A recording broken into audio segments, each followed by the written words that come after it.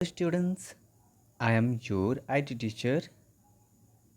Now, I am going to start the first lesson of your computer book of class 6. The name of this lesson is Working of Computer. That means how computer works. We will know how computer works. Okay, computer कैसे काम करता है. So, let's start this chapter. The word computer is derived from the word compute. Computer word कहाँ से आया है? compute word से. इसका मतलब क्या होता है? कैलकुलेट. कंप्यूट का मतलब होता है कैलकुलेट. कंप्यूट जो है वो एक ग्रीक वर्ड है. ओके, इसका मतलब होता है कैलकुलेट.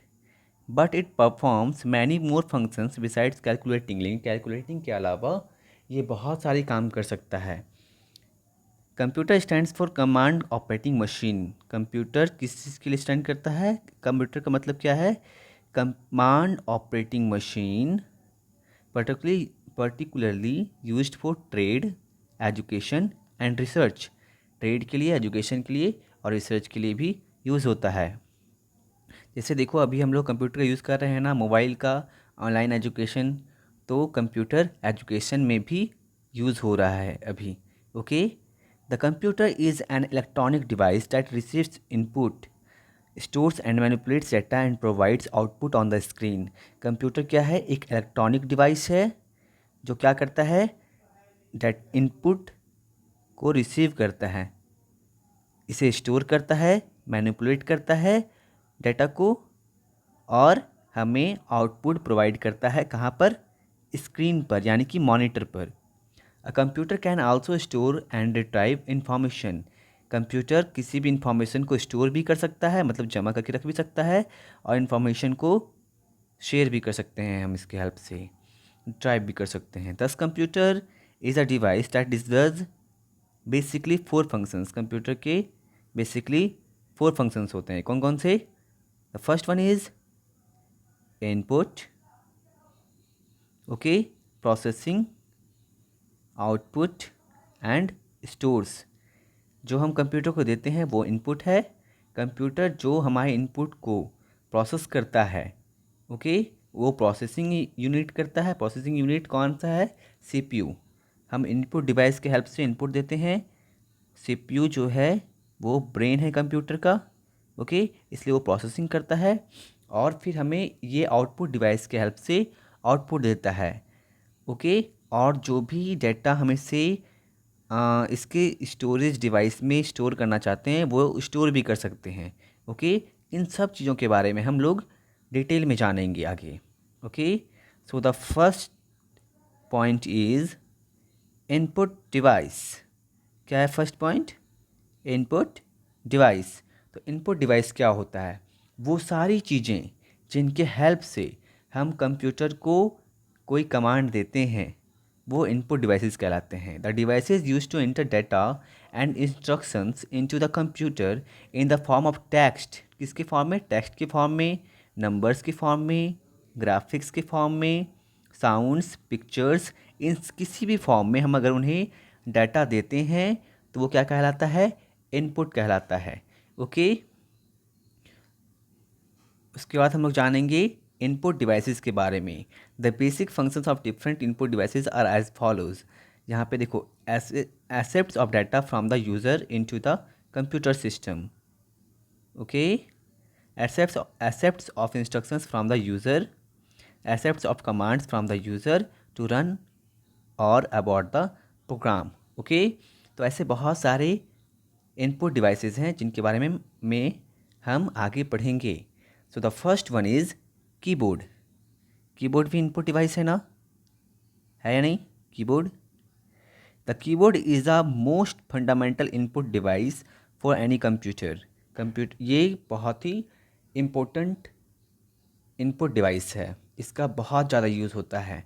ओके. हम लोग हर तरह का, जैसे टेक्स्ट का, नंबर का कमांड दे सकते हैं, और भी बहुत सारे कमांड कीज़ होते हैं कीबोर्ड में. ये जो कीबोर्ड आपको दिख रहा है ये क्वार्टी कीबोर्ड है. क्वार्टी कीबोर्ड में 104 कीज़ होते हैं. ओके. QWERTY, इस तरह से इसके नंबर स्टार्ट होते हैं। आपको ये प्रीवियस क्लास में याद करवाया गया था कि कौन से नंबर किस वक्त जगह पर होते हैं। और आज के समय में नाउअडेज वायरलेस और कॉर्डलेस कीबोर्ड का भी यूज़ होता है बहुत ज़्यादा मार्केट में। आपने देखा होगा आपके स्कूल में भी वायरलेस कीबोर्ड है। The next point is mouse. Next point क्या है? माउस। तो माउस आपने देखा होगा कि माउस का यूज़ कैसे होता है। हम लोग, ये पॉइंटिंग डिवाइस है। क्या है? ये एक पॉइंटिंग डिवाइस है जो कि इनपुट देने में हेल्प करता है कंप्यूटर को। ओके, इसके बारे में मैं ज़्यादा नहीं बताऊंगा क्योंकि आप इसका यूज अच्छे से जानते हैं। ओके, उसके बाद नेक्स्ट आगे पढ़ेंगे हम लोग जॉयस्टिक के बारे में। किसके बारे में? जॉयस्टिक के बारे में। जॉयस्टिक क्या होता है? जॉयस्टिक भी एक इनपुट डिवाइस है। Okay, joystick is also a pointing device. और इसमें क्या होता है? मूविंग कर्सर होता है। ओके, और क्या होता है इसमें? बेसिकली ये किस लिए यूज होता है? बेसिकली ये यूज़ होता है वीडियो गेम्स खेलने के लिए कंप्यूटर में। ओके, और ये joysticks are also being used in designing programs. Program को डिज़ाइन करने में भी इसका यूज़ होता है जॉयस्टिक का। ओके, नेक्स्ट आता है ट्रैक बॉल। ट्रैक बॉल क्या है? This device is quite similar to a mouse. ये माउस से सिमिलर है, माउस की तरह ही होता है बिल्कुल। बस इसमें क्या होता है? It has a ball on its top. इसके टॉप पर एक बॉल होता है। ओके, और कुछ भी नहीं, बिल्कुल सेम। इस बॉल का यूज़ करके, इस बॉल को घुमा करके हम लोग क्या करते हैं? ये जो बॉल दिख रहा है आपको, इस बॉल का घुमाकर हम पॉइंट कर सकते हैं चीज़ों को, माउस की तरह ही। माउस में हम माउस को आगे पीछे करते हैं, इसमें सिर्फ बॉल को घुमाना होता है और कुछ नहीं। Light pen. उसका लाइट पेन क्या है? ये भी एक पॉइंटिंग डिवाइस है। और मेकिंग ड्राइंग्स एंड ग्राफिक्स, इसका कहाँ यूज़ होता है? ड्राइंग्स और ग्राफिक्स को बनाने में। लाइट पेन का खास करके कौन यूज़ करते हैं? लाइट पेन का खास करके आर्किटेक्ट्स यूज़ करते हैं, इंजीनियर्स और डिज़ाइनर्स यूज़ करते हैं।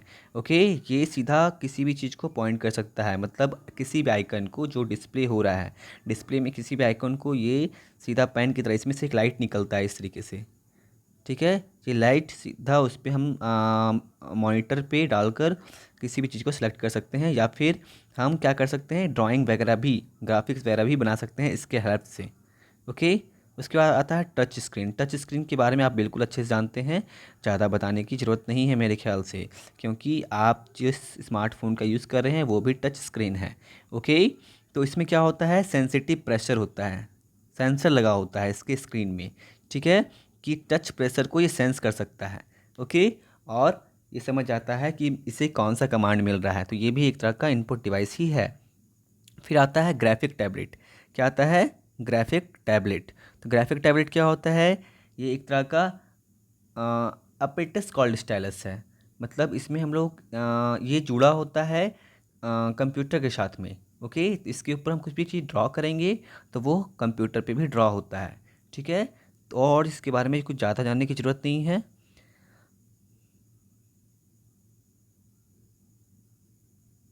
फिर आता है बारकोड रीडर। अब बारकोड रीडर क्या होता है? आप मॉल गए होगे शॉपिंग करने के लिए। मॉल जाने के वक्त आपने देखा होगा, जब आप कोई सामान परचेज़ करते हो, सामान परचेज़ करते वक्त करने के बाद उसमें क्या होता है कि आप जो काउंटर पे बैठा होता है इंसान, उसके जब वो प्रोडक्ट देते हो तो वो उसे घुमाकर उसके उस पर एक मशीन लगाता है जिसमें से लाइट निकलता है। इसमें से लाइट निकलता है इस करके। ठीक है, कुछ रेड कलर का लाइट निकलता है ना? इस तरीके से रेड कलर का लाइट निकलता है। और ये क्या करता है रेड कलर का लाइट? ये रेड कलर का लाइट ही बारकोड को पढ़ता है, समझता है। ओके, और क्या करता है? Barcode reader has a light source alliance and a light sensor. After reading the barcode send the information to the computer. देखो बारकोड किस टाइप का होता है? बारकोड जो होता है ना, वो ब्लैक कलर का होता है। ठीक है, कुछ इस तरीके का, इस तरीके से ब्लैक कलर का होता है। इसके नीचे नंबर लिखा होता है 5 6 7 9 8, इस तरह करके इस नंबर लिखा होता है। आप देखना किसी प्रोडक्ट के पीछे में रहता है बहुत बारकोड होता है, उसको उसके ऊपर रखते ही इस बारकोड को उसका उस प्रोडक्ट का सारा डिटेल देता है कि ये कब मैन्युफैक्चर हुआ है, इसका एक्सपायरी डेट क्या है, इसका प्राइस कितना है, इससे हम कितने में सेल कर सकते हैं, वो सारी चीज़ें ये दे देता है। ठीक है, उसके बाद हम लोग पढ़ेंगे स्कैनर के बारे में। तो स्कैनर क्या है? Scanner is an input device. Scanner भी एक इनपुट डिवाइस है। आपने देखा होगा स्कूल में भी स्कैनर है। तो ये जैसे मान लेते हैं किसी भी चीज़ को आपको कोई हार्ड कॉपी को, जैसे आपकी बुक के सेम पेज को कंप्यूटर में डालना है, तो आप स्कैनर के अंदर अपनी बुक को डालो और स्कैन कर लो, वो सेम पेज आपके कंप्यूटर में आ जाएगा। ठीक है, तो ये एक्चुअली क्या करता है, हार्ड कॉपी को सॉफ्ट कॉपी में कन्वर्ट करता है scanner. Okay, it is used to scan documents such as photographs and page of text. Okay, तो और क्या करता है, scanner converts paper image into digital और इलेक्ट्रॉनिक इमेज। ओके, ये क्या करता है, स्कैनर कन्वर्ट करता है पेपर इमेज को डिजिटल और इलेक्ट्रॉनिक इमेज में। ओके, और देखो स्कैनर बेसिकली 3 तरह का होता है। कितने तरह का होता है? 3 तरह का। तो the first one is flat bed scanner और सीट फेड स्कैनर, और the last one is hand held scanner. तो सबसे ज़्यादा जो यूज़ होता है वो होता है फ्लैट बेड स्कैनर। सबसे ज़्यादा ये यूज़ होता है। कौन सा? Flat bed scanner. ये बहुत ज़्यादा यूज़ होता है, ये बहुत पॉपुलर है। आपके स्कूल में भी यही है, फ्लैट बेड स्कैनर। ओके, और आप जब मॉल जाते हो तो आपको चेक किया जाता है कि आप अपने साथ में कुछ खतरनाक सामान तो नहीं ले जा रहे, जैसे चाकू वगैरह। तो उसके लिए यूज़ होता है ये हैंड हेल्ड स्कैनर। देखा होगा आपने, गार्ड हैंड हेल्ड स्कैनर का यूज़ करता है ऐसे करके, जिससे पता चल जाता है कि अगर वो कोई मेटल ले जा रहा है अंदर, तो इससे क्या होता है, ये आवाज़ करने लगता है। ठीक है, अब आते हैं हम लोग प्रोसेसिंग यूनिट पर, जो कि सबसे मेन पार्ट है किसी कंप्यूटर का, जिसे कहते हैं brain of computer. Okay, processing unit यानी कि processor. Okay, the central processing unit यानी कि सीपीयू, सेंट्रल प्रोसेसिंग यूनिट यानी कि सीपीयू क्या करता है, डाटा को स्टोर करता है, कैलकुलेशंस परफॉर्म करता है, और सारी चीज़ें जितनी भी चीज़ें हैं वो बिना प्रोसेसर के पॉसिबल नहीं हो सकती। आपके मोबाइल में भी प्रोसेसर होती है। ठीक है, मैंने आप क्लास में प्रोसेसर एक बार डिफाइन किया था कि किस किस तरह का प्रोसेसर होता है। तो एक्चुअली ये ब्रेन है, जिस तरीके से बिना ब्रेन के हम काम नहीं कर सकते, हमारा सारा चीज़, हमारा सारा सेंस ब्रेन के कारण ही होता है, सेम टाइप से कंप्यूटर का हर एक काम इसके प्रोसेसर की वजह से ही होता है, यानी कि प्रोसेसिंग यूनिट की वजह से ही होता है। Okay, the CPU has mainly 3 parts. CPU के मेनली 3 पार्ट्स होते हैं। कितने पार्ट होते हैं? 3 पार्ट्स होते हैं। ये देखो, arithmetic and logic unit, control unit और मेमोरी यूनिट। ओके, हम लोग डिटेल में समझेंगे क्या होता है, किस तरीके से सीपीयू होता है और क्या होता है। जैसे मान लेते हैं इनपुट यूनिट। इनपुट यूनिट कैसे आता है, हम इनपुट डिवाइस का यूज़ करके क्या करते हैं, कंप्यूटर को इनपुट देते हैं, तो वो प्रोसेसर में जाता है यानी कि सीपीयू में जाता है। और सीपीयू का 3 पार्ट है, मेमोरी यूनिट, कंट्रोल यूनिट और अरिथमेटिक एंड लॉजिक यूनिट। ये सब में काम करने के बाद, ये पूरा में काम करने, यहाँ पे प्रोसेसिंग होता है। प्रोसेसिंग के बाद फिर हमें आउटपुट मिलता है, कोई भी चीज़ हमने कमांड दिया, यहाँ प्रोसेसिंग हुआ, उसके बाद हमें आउटपुट मिलता है। ओके, सो हम लोग सबसे पहले समझते हैं अरिथमेटिक एंड लॉजिक यूनिट को। ओके, इस पार्ट को हम लोग सबसे पहले समझते हैं। The ALU of a CPU is the place where actual execution of instructions take place during data processing operations. All the arithmetic operation like addition, subtraction, multiplication and division, ये सारी चीज़ें यहाँ पर ही होती हैं। अरिथमेटिक एंड लॉजिक यूनिट में ही सारे जितने भी ये अरिथमेटिक ऑपरेशंस करता है वो यहाँ पर ही करता है, और लॉजिक ऑपरेशंस भी यहाँ पे ही करता है। जैसे कि कौन सा बड़ा है, कौन सा छोटा है, कौन इक्वल है ना, इन सब चीज़ों का लॉजिक ऑपरेशन ये अरिथमेटिक एंड लॉजिक यूनिट में ही होता है। ओके, उसके बाद काम आता है कंट्रोल यूनिट का। कंट्रोल यूनिट क्या करता है, चेक करता है इसकी चीज़ों कामों को। अरिथमेटिक और लॉजिक यूनिट के जो द्वारा काम हुआ है उन सारे काम को कंट्रोल यूनिट चेक करता है। Okay, the control unit of the CPU chooses and interprets programs instructions and the coordinates their execution. It controls and coordinates the entire functioning of the computer system. जो computer system के entire functioning मतलब अंदर के जितना भी function है उसे ये कोऑर्डिनेट करता है। समझ में आ रहा है कंट्रोल यूनिट का क्या काम है ना। उसके बाद जैसे हमने कोई डाटा दिया इसे स्टोर करने के लिए, तो स्टोर करने के लिए कहाँ यूनिट स्टोर करता है, मेमोरी यूनिट में स्टोर करता है, या फिर कोई भी काम को यहाँ पर ये मेमोराइज होता है। जैसे हमारे दिमाग का भी पार्ट होता है ना मेमोरी, हमने कल क्या खाया था, हमने कल क्या पढ़ा था, वो सारी चीज़ें हमें याद हैं, है ना। जैसे आपने मुझे याद रखा है ना, लॉकडाउन हो जाने के बाद भी आपने मुझे याद रखा है कि मैं आपका कंप्यूटर टीचर हूँ। सेम तरीके से मेमोरी यूनिट भी ही कंप्यूटर में मेमोरी यूनिट होता है। जैसे हमारे दिमाग में मेमोरी होता है उसी तरीके से सीपीयू में भी मेमोरी होता है। अब हम लोग मेमोरी के बारे में ज़्यादा अच्छे से समझेंगे कि मेमोरी होता क्या है एग्जैक्टली। स्टोरेज यूनिट, यानी कि हम लोग मेमोरी यूनिट को स्टोरेज यूनिट भी कहते हैं। Okay. Storage devices enable us to store data and instructions entered into a computer system. Okay, storage devices क्या करता है, हमें बताता है कि या फिर हमारे डाटा को स्टोर करता है, या फिर हमारे द्वारा दिए गए इंस्ट्रक्शंस को स्टोर करता है। ओके, और इसे हम लोग कंप्यूटर मेमोरी या फिर कंप्यूटर स्टोरेज भी कहते हैं। कंप्यूटर मेमोरी या फिर कंप्यूटर स्टोरेज भी कहते हैं। The storage unit of a computer is comprised of two types of storage units. दो तरह के स्टोरेज यूनिट्स में इन्हें कंप्राइज्ड किया गया है। The first one is primary storage और second one is secondary storage. अभी हम लोग कंप्यूटर स्टोरेज को डिटेल में समझेंगे। तो कंप्यूटर स्टोरेज में क्या क्या आता है, तो कंप्यूटर स्टोरेज दो पार्ट में डिवाइड किया गया है। The first one is primary storage and the second one is secondary storage. Primary storage में रैम आता है और रोम आता है। ओके, तो रैम के बारे में भी हम लोग समझेंगे कि रैम क्या क्या होता है, रैम कैसा होता है, रोम कैसा होता है। रैम का भी दो पार्ट है, एस रैम और डी रैम। और रोम का भी तीन पार्ट है, पी रोम, ई प्रोम पी रोम और W P R O M. Okay, secondary storage hard disk, compact disk, pen drive, ये सारे होते हैं। ठीक है, आगे हम लोग समझते हैं प्राइमरी स्टोरेज के बारे में। फर्स्ट, प्राइमरी स्टोरेज वो हैं जो कंप्यूटर के अंदर होते हैं पहले से। ठीक है, वो प्राइमरी स्टोरेज कहलाते हैं। जैसे कि रैम और ROM. Primary storage also refer to as main memory, इसे मेन मेमोरी भी कहते हैं हम लोग। It is applied to hold instructions and data before being processed and before providing result. मतलब रिजल्ट प्रोवाइड करने से पहले प्राइमरी स्टोरेज में ही डाटा स्टोर होता है। इससे मतलब आउटपुट मिलने से पहले यहाँ पर ही स्टोर होता है पहले। Hold instruction and data before being processed, process होने से पहले यहाँ पर स्टोर होता है।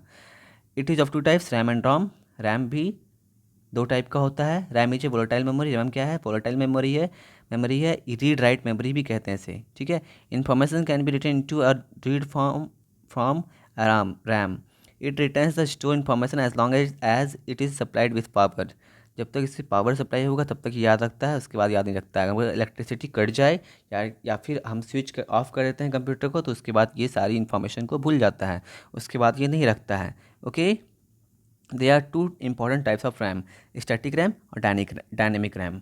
तो स्टैटिक रैम और डायनेमिक रैम को हम लोग गौर समझते हैं, डिटेल में समझते हैं। ठीक है, static RAM retain store information only as long as the power supply is on. जब तक कि पावर सप्लाई ऑन रहता है तब तक ही ये रखता है स्टैटिक रैम। ओके, किसी भी इन्फॉर्मेशन को। But dynamic RAM loses it's stored information in a very short time. लेकिन ये बहुत ही कम समय में अपना इन्फॉर्मेशन को लूज़ कर देता है। ठीक है, बहुत ही कम समय में, यानी कि फ्यू मिली सेकेंड समझ रहे हो ना, बहुत ही छोटा समय में, बहुत ही कम समय में ये अपने स्टोरेज को लॉस कर देता है। Even though the power supply is on, जबकि पावर सप्लाई ऑन रहता तो भी ये अपने इंफॉर्मेशन को लूज़ कर देता है। इसलिए हम कह सकते हैं एक तरीके से कि जो स्टैटिक रैम है वो बहुत ज़्यादा अच्छा है। ठीक है, वो डायनेमिक रैम से ज़्यादा अच्छा होता है और ज़्यादा महंगा भी होता है। ठीक है, कॉस्टली भी होता है। ठीक है, static RAM and dynamic RAM are also known as S RAM and D RAM. S RAM मतलब स्टैटिक रैम और डी रैम मतलब डायनेमिक रैम, ठीक है। उसके बाद हम लोग आते हैं रोम पे। रोम का फुल फॉर्म क्या होता है? Read only memory, okay. क्या फुल फॉर्म है? Read only memory. तो ये क्या है? नॉन वॉलेटाइल मेमोरी है और ये परमानेंट मेमोरी भी है, परमानेंट रखता है। Its contents are not lost when power supply is switched off. Power supply को स्विच ऑफ कर देने के बाद भी ये अपने कंटेंट को लॉस्ट नहीं करता है। लेकिन हम लोग यहाँ पे इसका यूज़ इसमें मतलब हम लोग लिख नहीं सकते हैं, मतलब इसका यूज़ हम लोग इस तरीके से नहीं कर सकते हैं कि जैसे कि ऐप वगैरह है ना, यहाँ पे रन नहीं होता है, बल्कि एप्लीकेशन वगैरह रैम में रन होता है, ठीक है। Its contents are written into at the manufacturing time. इसके जो कंटेंट्स हैं वो लिखे जाते हैं मैन्युफैक्चरिंग टाइम पे ही। ROM store permanent programs. ROM जो है वो परमानेंट प्रोग्राम्स को स्टोर करता है। And other type of information which are needed by the computer to execute user programs, okay. तो रोम भी 3 टाइप का होता है, हमने पढ़ा ना। रोम कितने टाइप का होता है? 3 टाइप का होता है। कौन कौन सा पढ़ा था हमने, बताओ? P ROM, E P R O M, W P R O M, okay. P R O M it refers to programmable read only memory. इससे क्या कहते हैं? Programmable read only memory. The information that is recorded on it can be erase. इसमें जो information record किया था उसे हम इरेज कर सकते हैं, ओके। ई प्रॉम क्या होता है? It refers to erasable programmable read only memory. In this stored information can be erased by exposing it to UV, यानी कि अल्ट्रा वायलेट लाइट का यूज़ करके हम इसका प्रोग्राम को, इसमें जो लिखा हुआ प्रोग्राम है, स्टोर्ड प्रोग्राम है, उसे इरेज कर सकते हैं। फिर आता है WPROM। It refers to electrically erasable. इसे इलेक्ट्रिकली इरेजेबल इसके नाम में ही छुपा है इसका मतलब, programmable read only memory. The information written on this can be erased using electrical signals. Electrical signal का यूज़ करके ही हम इसमें जो इन्फॉर्मेशन लिखा हुआ है, जो इसमें इस इन्फॉर्मेशन फीड किया हुआ है, उसे डिलीट कर सकते हैं। फिर सेकेंडरी स्टोरेज बहुत सारे के होते हैं, जैसे हार्ड डिस्क, आप जानते हो हार्ड डिस्क के बारे में, ठीक है। हार्ड डिस्क क्या है? A hard disk is a device used for mass storage of data needed for direct access. ये बहुत सारे डाटा को स्टोर करके रख सकता है, ठीक है। और ये क्या है? अवेलेबल इन मैनी साइज़, ठीक है। ये बहुत तरह के साइज़ में आता है। तो 2 इंच से 14 इंच तक, यानी कि 2 इंच से 14 इंच तक का इसका डायमीटर साइज़ हो सकता है। डायमीटर मतलब समझ आ रहा है ना, जैसे कि ये गोला है तो ये यहाँ से यहाँ तक का डिस्टेंस 2 मीटर से 14 मीटर तक हो सकता है, ओके। 2 मीटर से 14 इंच तक, 14 इंच तक हो सकता है, okay. It has multiple platters mounted on a single central craft shaft.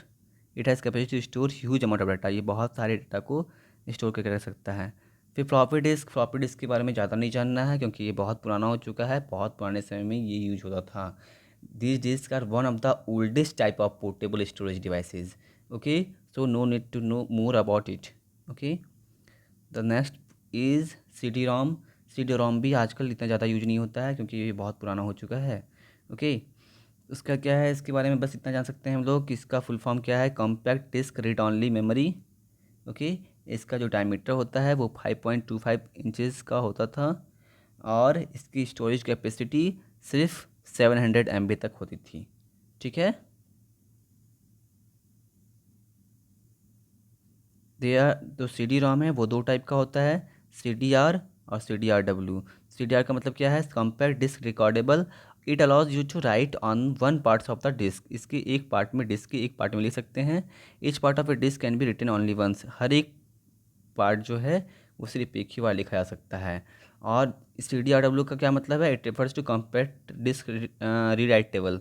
इसके नाम में ही छुपा है, इसका मतलब रीराइटेबल, मतलब फिर से हम इसे लिख सकते हैं। It is an erasable disk. इसको हम इरेज करके इसे फिर नए फाइल को चढ़ा सकते हैं। जैसे मतलब मेरा मतलब ये है कि आप इसमें से कोई से भी अगर प्रोग्राम है, जैसे कोई मूवी है डाउनलोडेड, तो उसे हम डिलीट कर सकते हैं और फिर नया मूवी इसमें डाल सकते हैं, ठीक है। उससे क्या है, फिर डीवीडी आता है। डीवीडी क्या है, ये भी अभी इतना ज़्यादा यूज नहीं होता है, ठीक है। DVD stands for digital video versatile disk. This is an optical storage device. ये क्या है, ऑप्टिकल स्टोरेज डिवाइस है। DVDs are able to hold about 15 times, तो 15 गुना अधिक इंफॉर्मेशन को स्टोर कर सकता है। और 20 टाइम्स फास्ट सीडी से है, मतलब डाटा को ट्रांसफ़र कर सकता है 20 टाइम्स अधिक। ओके, ये भी 3 तरह का होता है, DVD ROM, DVD R, DVD R W. इसके नाम में इसका मतलब छिपा है। It refers to digital video disk read only memory, digital video disk read only memory. Okay, इसका हाई कैपेसिटी होता है। ओके, और ये कितना कर सकता है, स्टोर कर सकता है 4.7 GB से 17 GB तक डीवीडी रोम हो सकता है। डीवीडी आर के बारे में क्या पढ़ते हैं हम लोग, डिजिटल वीडियो डिस्क रिकॉर्डेबल, इसका फुल फॉर्म है digital video disk recordable. Okay, this type of DVD allows user to write on the disk once but read many times. इसे एक बार अगर आप किसी चीज़ को इसमें अपलोड करते हो, या फिर मतलब एक बार इसमें कोई मूवी डाला तो आपने इसे बार बार प्ले कर सकते हो, ठीक है। डीवीडी आरडब्ल्यू क्या है, देखो डीवीडी आरडब्ल्यू, इसका इसका फुल फॉर्म क्या है, digital video disk read writable. इसे हम फिर जैसे मानते हैं कि हम इसमें कोई भी प्रोग्राम है उसे डिलीट करके फिर उसे रिप्लेस भी कर सकते हैं, उसकी जगह पे दूसरा चीज़ डाल सकते हैं, ठीक है। On them most readable DVDs drive से DVD R W because of enormous capacities they are replacing CD technology. तो जब डीवीडी आया तो सीडी टेक्नोलॉजी को इसने ख़त्म कर दिया। और पेन ड्राइव्स तो आप जानते ही हो, पेन ड्राइव बहुत ज़्यादा यूज़ होता है आज के समय में, ठीक है। It is also called flash drive, इसे क्या कहते हैं, फ्लैश ड्राइव भी कहते हैं। और ये बहुत ही कन्वीनियंट है, ये छोटा होता है साइज में और इसका स्टोरेज कैपेसिटी भी बहुत अधिक होता है। और हम इसे क्या कर सकते हैं, common device to take backup of data, मतलब हम अपने कंप्यूटर का बैकअप लेना चाहते हैं। अगर हम अपने कंप्यूटर में, जैसे हमारे कंप्यूटर में बहुत ज़्यादा वायरस आ गया है, तो हम अपने कंप्यूटर को रीसेट करना चाहते हैं या फिर मतलब फिर से रिस्टोर करना चाहते हैं, तो क्या कर सकते हैं, मैं हमारा जितना भी बैकअप है वो हम अपना बैकअप ले सकते हैं इसमें, पेन ड्राइव में बैकअप ले सकते हैं। और अपने कंप्यूटर को फॉर्मेट करके फिर से हम अपने डाटा को उसमें डाल सकते हैं। फॉर्मेट करने से हमारा बेनिफिट यही होगा कि हमारा कंप्यूटर फिर से फास्ट हो जाएगा, ठीक है। और मेमोरी कार्ड जानते हो आप, अपने आपके मोबाइल में यूज़ होता है मेमोरी कार्ड। तो मेमोरी कार्ड जो होता है इसमें तो 8 MB से 32 GB तक ही दिया है, लेकिन अभी मेमोरी कार्ड 256 GB 512 GB तक आता है, ठीक है। फिर आप पढ़ते हैं हम लोग आउटपुट डिवाइसेस के बारे में। आउटपुट डिवाइसेस वो होते हैं जो प्रोसेसिंग के बाद हमारे इनपुट का प्रोसेस करते हैं, प्रोसेसिंग के बाद हमें रिज़ल्ट देते हैं आउटपुट डिवाइसेस के हेल्प से, ठीक है। तो ये आउटपुट डिवाइसेस के हेल्प से ही हमें आउटपुट मिलता है, उनके बारे में हम लोग पढ़ेंगे, ठीक है। आउटपुट डिवाइसेस बहुत सारे तरीके के होते हैं, उनके बारे में आगे हम पढ़ते हैं। ओके, तो सबसे पहला है मॉनिटर। तो मॉनिटर जो है वो मोस्ट कॉमन आउटपुट डिवाइस है। तो देखो मॉनिटर जो है इसमें हम लोगों को सारी चीज़ें दिखती हैं, ठीक है। इससे ही हम लोग को आउटपुट मिलता है, इसके बारे में आप अच्छे से जानते हैं। तो मॉनिटर 3 तरह का होता है, ठीक है।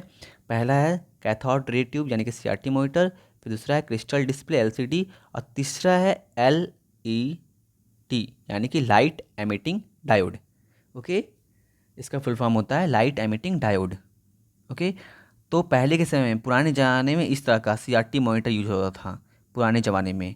और अब जो मोस्ट कॉमन यूज़ होता है वो है लिक्विड क्रिस्टल डिस्प्ले यानी कि LCD और LED, ठीक है। लिक्विड क्रिस्टल डिस्प्ले जो है उसमें क्या होता है, नीचे की तरफ लाइट लगा होता है और ये विजुअल होता है और पूरे में लाइट देता है, और ये बहुत ज़्यादा इलेक्ट्रिसिटी कंज्यूम करता है LCD मॉनिटर, ठीक है। CRT से कम करता है, लेकिन LED जो है उसमें क्या होता है, लाइट एमिटिंग डायोड होता है। ये मतलब पूरा इस तरह से स्क्रीन है और एक एक बहुत छोटा छोटा डायोड लगा रहता है।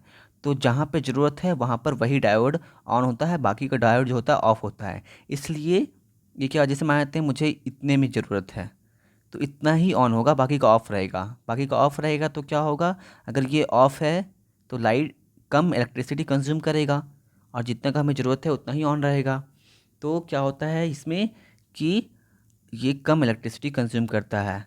ओके, और इसका कलर सेचुरेशन और कंट्रास्ट वगैरह भी अच्छा होता है इसके कंपैरिजन में, एलसीडी के कंपैरिजन में। इसमें क्या होता है, हमेशा लाइट जलता रहता है, हमें चाहे इतना का ही क्यों ना ज़रूरत हो, इतना का ही क्यों ना ज़रूरत हो, ठीक है। लेकिन इसमें सारा लाइट हमेशा ऑन रहता है। लेकिन इसमें क्या है कि जहाँ पे ज़रूरत है वहाँ पे ही लाइट ऑन होता है। वो जो डायोड है, यहाँ पे डायोड लगाता है, वो उतना ही डायोड ऑन होता है, बाकी का ऑन नहीं होता है, जिसके कारण क्या होता है कि इलेक्ट्रिसिटी कंजप्शन कम होता है। ओके, आगे पढ़ते हैं हम लोग टाइप्स ऑफ प्रिंटर्स के बारे में। प्रिंटर्स तीन तरह के हैं। The first one is dot matrix printer, second one is inkjet printer, और एक है laser printer. Okay, laser printer के बारे में आपने सुना होगा, ठीक है। डॉट मैट्रिक्स प्रिंटर जो होता है उसमें क्या होता है, प्रिंट आउट करने के लिए जो होता है एक्चुअली ये सॉफ्ट कॉपी को हार्ड कॉपी में कन्वर्ट करता है प्रिंटर। बेसिकली प्रिंटर का क्या काम है, जो कंप्यूटर में है सॉफ्ट कॉपी, उसे हम लोग कागज़ में कन्वर्ट कर सकते हैं, मतलब कि पेपर में ये वो प्रिंट आउट निकाल सकते हैं उसी चीज़ का, ठीक है। तो सॉफ्ट कॉपी को हार्ड कॉपी में कन्वर्ट करने के लिए यूज होता है प्रिंटर का। जो डॉट मैट्रिक्स प्रिंटर है वो बेसिकली इस तरह का प्रिंट करता है, डॉट डॉट डॉट टाइप का लिखा हुआ आता है, ठीक है। आपने रेलवे स्टेशन के टिकट में लिखा हुआ देखा होगा इस तरीके से, ठीक है। और फिर आता है इंकजेट प्रिंटर। इंकजेट प्रिंटर जो होता है उसमें क्या होता है, इंक डाला जाता है। इंक डाला जाता है, इसका जो क्वालिटी होता है, प्रिंट आउट क्वालिटी, वो बहुत ही अच्छा होता है। लेकिन ये कॉस्टली होता है, ठीक है। ये बहुत कॉस्टली होता है और धीरे काम करता है, स्लो होता है। इससे हम बहुत ज़्यादा प्रिंट आउट नहीं निकाल सकते एक बार में, मतलब बहुत स्लो काम करता है ये, ठीक है। लेकिन जो लेज़र प्रिंटर होता है ये बहुत ही एफिशिएंट होता है और एक बार में हम बहुत ज़्यादा प्रिंट आउट निकाल सकते हैं। आपके स्कूल में ये लेज़र प्रिंटर है, जैसे क्वेश्चन वगैरह बहुत ज़्यादा निकालना होता है, बहुत सारे स्टूडेंट्स को डिस्ट्रीब्यूट करना होता है, उसके लिए क्या होता है कि लेज़र प्रिंटर का यूज़ होता है, ताकि हम एक बार में फास्ट में ये बहुत फास्ट होता है। The printers are this printers are very fast. और क्या है कि ये इसमें पैसा भी कम खर्च होता है, ठीक है। इसमें क्या होता है, एक ड्रम का यूज़ होता है, ठीक है, इस तरह का ड्रम। और उसमें वो ड्रम लेज़र के हेल्प से, लेज़र लाइट के हेल्प से वो हाई क्वालिटी आउटपुट हमें प्रोवाइड करता है पेपर पे। Okay, high quality print out मिलता है हमें इसमें, और एक बार में हम 100 पेज या फिर इससे ज़्यादा भी प्रिंट आउट कर सकते हैं लेज़र प्रिंटर का यूज़ करके। ओके, उसके बाद आता है प्लॉटर के बारे में। प्लॉटर भी एक तरह का प्रिंटर ही है, ठीक है। लेकिन ये बड़े बड़े प्रिंट आउट निकालने में काम आता है। तो इसका यूज़ कहाँ होता है, high quality graphics in different types of colours. अलग अलग कलर में हाई क्वालिटी ग्राफिक्स का प्रिंट आउट निकालने में काम आता है। जैसे आपने देखा होगा कि होर्डिंग लगते हैं बड़े बड़े, तो वो प्लॉटर का यूज़ करके ही निकलते हैं। और इसमें 3D इफ़ेक्ट्स भी डाल सकते हैं, 3D इफ़ेक्ट्स का प्रिंट आउट भी निकलता है इससे। 3D effects in the designing on pictures, they are two types of plotters, drum plotter और flat bed plotter. Drum plotter और flat bed plotter, drum plotter भी होता है और फ्लैट बेड प्लॉटर भी होता है, ठीक है। देखो ये ड्रम प्लॉटर है और ये फ्लैट बेड प्लॉटर है, इसके बारे में आप डिटेल में यहाँ पे पढ़ लेना, ठीक है। उसके बाद स्पीकर के बारे में आप जानते हो, स्पीकर छोटा भी होता है, बड़ा भी होता है ना। और बहुत बड़ा बड़ा डीजे में भी स्पीकर यूज होता है, तो वो भी आउटपुट ही देता है हमें एक्चुअली, ठीक है। तो ये भी एक तरह का आउटपुट डिवाइस है, क्योंकि हमें इससे साउंड मिलता है, तो ये आउटपुट मिलता है, प्ले हो रहा होता है सॉन्ग कंप्यूटर में, चाहे वो मोबाइल हो या फिर लैपटॉप हो या फिर डेस्कटॉप हो, वो वहाँ पे प्ले हो रहा होता है और हमें ये आउटपुट देता है, ठीक है। ये स्पीकर जो है वो हमें आउटपुट देता है साउंड के फॉर्मेट में, ठीक है। So I think that's enough for this class. आप लोग इस क्लास के क्वेश्चंस एक्सरसाइजेस को कर लेना, ये सारी एक्सरसाइजेस हैं, ये करना। नहीं होगा तो मुझसे हेल्प ले सकते हो आप व्हाट्सएप ग्रुप में, ठीक है। क्वेश्चंस के आंसर को भी ढूंढने की कोशिश करना, ठीक है, आपकी इसी लेसन से। Okay, that's enough for today, thank you very much.